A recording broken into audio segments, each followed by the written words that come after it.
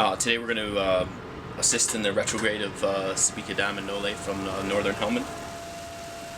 We're going to go over there multiple times throughout the day. And we're going to pick up their gear, their cargo. We're working daily, slowly but surely, to give this country back to the local nationals, right, the Afghans. We got to pull out. We reduce our footprint one file at a time.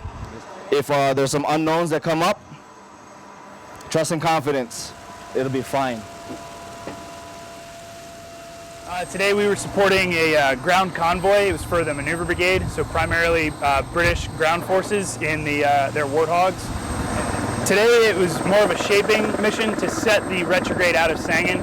They're setting up the picket positions along the route home, and a lot of it's going to be pushing out. And anytime we have ground forces on the ground, anytime we have ground forces out and out of their vehicles as well, we're going to be watching out for IEDs and then complex attacks, planning for that worst case scenario. If we can keep that from happening or keep that from compounding on itself, it's going to keep the ground guys out of harm's way.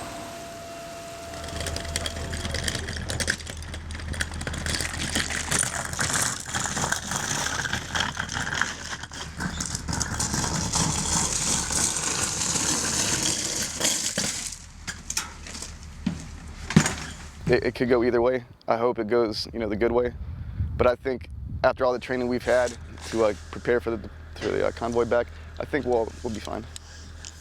I hope it goes fairly smooth. I don't see any reason why it shouldn't go smooth. We've been prepping for it for a while. Everyone that's supporting us has been prepping for it for a while. So it's a good plan in place. I think we're ready for it.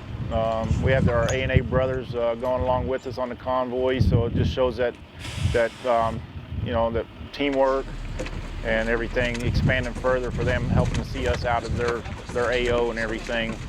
So that just shows the partnership we've had this whole time. This is going to be, it's our time to shine. It's a perfect opportunity to prove to ourselves, everything that we've done has been worth it, and it's also going to be a good feeling getting back and ending on such a highlight of that amount of patrol.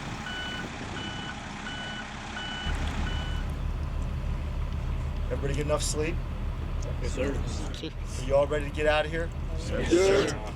What I do want to make sure that you all are ready for is the drive home. I think many of you know 611 is not always a safe place. So make sure that you have a good rest plan. Make sure you go through your PCCs, PCIs. I know you've briefed it over and over again, but really this is the last major operation that we're going to do up here.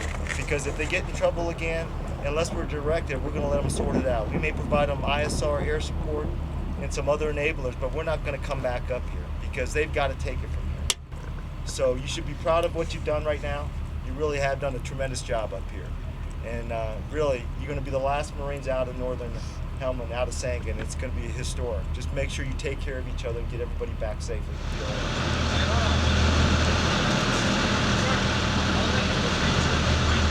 All right, those are the 4 things that need to get done before we just get out of here. Everything went pretty smooth. Our Marines were quick because we've been training, like I told you, loading down gear and all that stuff. So the Marines were pretty quick with all of it. It's part of turning over to the A&A and showing that we're giving them responsibility for Afghanistan and ensuring the security of the local nationals.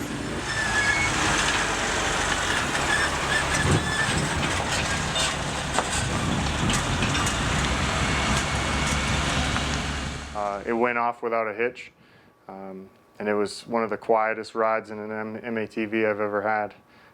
Getting to wave to every Afghan police officer, Afghan Civil Order Police, Mobile Strike Force, and my brothers from the 2nd Brigade.